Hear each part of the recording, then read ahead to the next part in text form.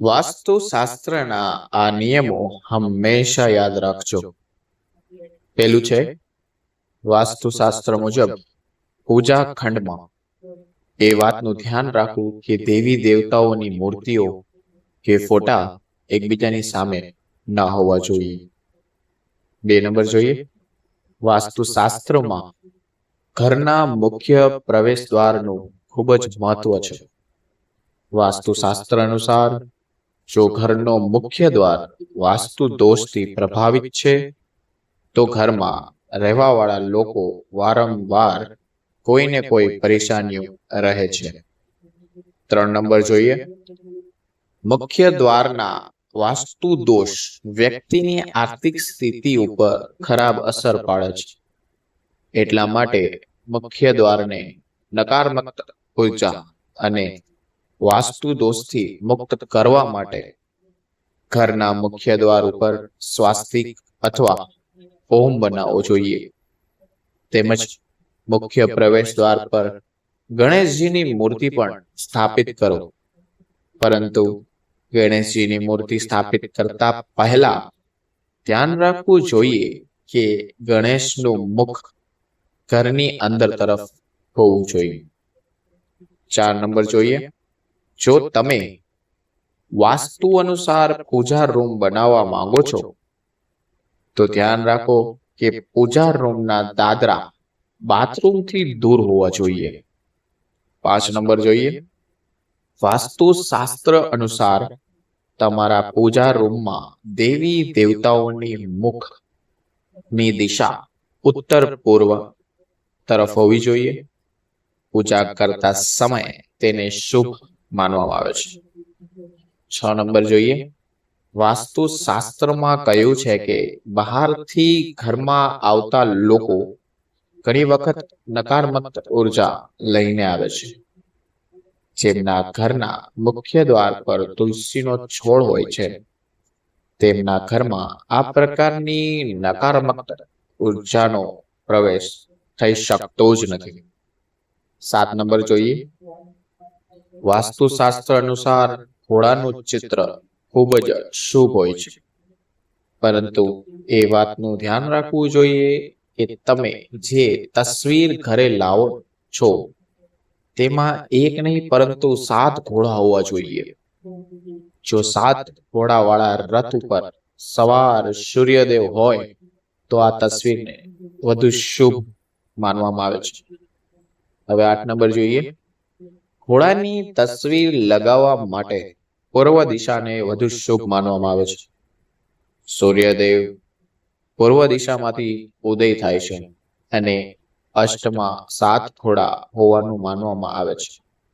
આવી તસવીરોથી ઘરમાં સકારાત્મક ઉર્જાનો સંચાર થાય છે, જે લોકોને સ્વસ્થ અને ઉર્જાવાન બનાવી રાખે છે. આવી તસવીરોને ઉન્નતિ સફળતાનું પણ પ્રતીક માનવામાં આવે છે.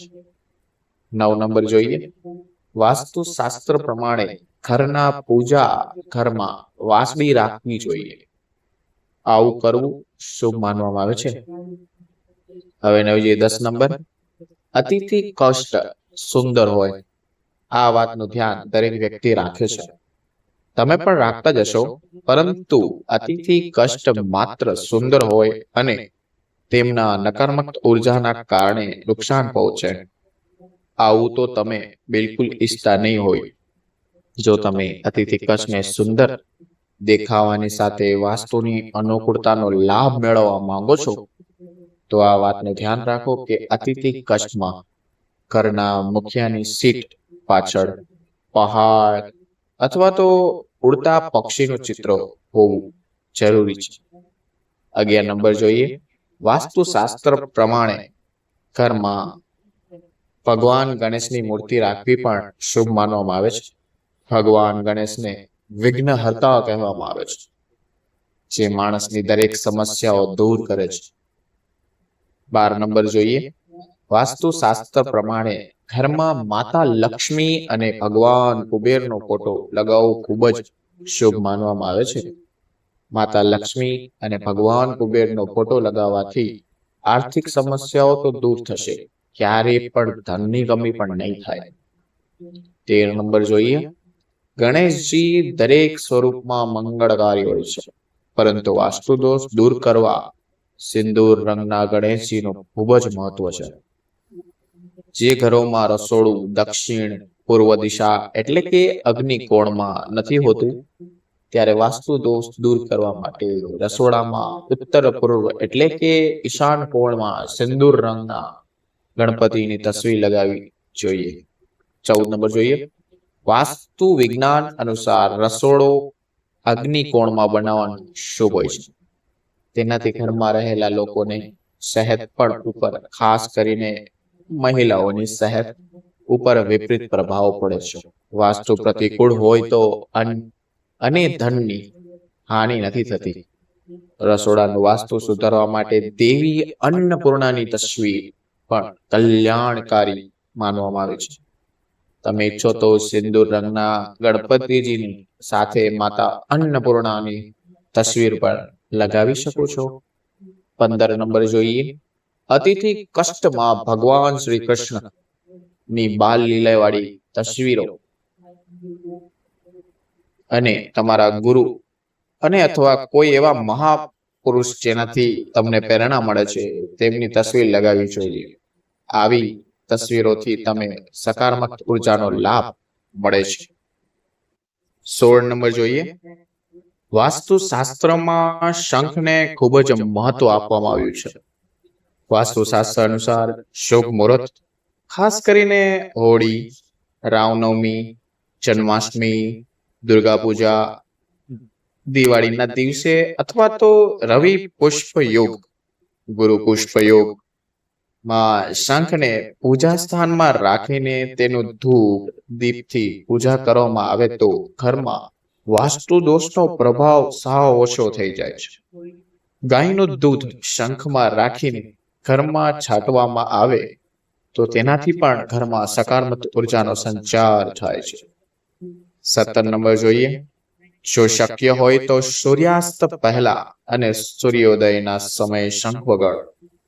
તેનાથી ઘર અને તમારી આજુબાજુનું વાતાવરણ શુદ્ધ અને ઉજ્જવળ થઈ જશે. 18 નંબર જોઈએ. હવન કાર્યોને શાસ્ત્રોમાં જેટલું શુભ અને લાભદાયક માનવામાં આવે છે, વાસ્તુશાસ્ત્રમાં હવનની તસવીરોને પણ આટલી જ શુભ માનવામાં આવે છે. વાસ્તુ સિદ્ધાંત અનુસાર ઘરના દક્ષિણ કોણ એટલે કે દક્ષિણ પૂર્વ દિશાની જગ્યામાં હવનની તસવીર લગાવવી જોઈએ. પરંતુ જો તમારા ઘરનો શયન કક્ષ દક્ષિણે કોણમાં છે તો પછી આ તસવીરની જગ્યાએ સમુદ્રની તસવીર લગાવો. પરંતુ ધ્યાન રાખો કે સમુદ્ર શાંત હોવો જોઈએ. 19 નંબર જોઈએ. ઘણા લોકો પોતાના ઘરમાં પાણીનો ફુવારો લગાવે છે અથવા તો ઘરની દિવાલ ઉપર વહેતા પાણીની તસવીર લગાવે છે. વાસ્તુ વિજ્ઞાન અનુસાર ઘરમાં આવી તસવીર લગાવવાથી ધનને વ્યવહાર વધે છે, આવક ઘટે છે અને ખર્ચમાં વધારો થાય છે. આનું કારણ એ છે કે આ પ્રકારની તસવીર ગતિશીલતાને દર્શાવે છે. ધનની બાબતમાં જેટલી સ્થિરતા હશે તેટલી જ તમારી સુખાકારી માટે વધુ સારું રહેશે. 20 નંબર જોઈએ. તમારા સગા સંબંધીઓ અને મિત્રોની સાથે તમારે ક્યારેય ખરાબ વર્તન ન કરવું જોઈએ. તેનાથી ધનની દેવી માતા લક્ષ્મી નારાજ થાય છે.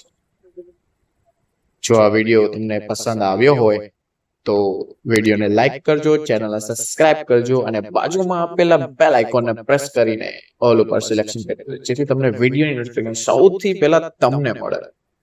અને કમેન્ટ બોક્સમાં પ્લીઝ જય શ્રી રામ લખવાનું ભૂલશો નહીં. છેલ્લે વિડીયો સુધી જોવા બદલ આપનો ખૂબ ખૂબ આભાર.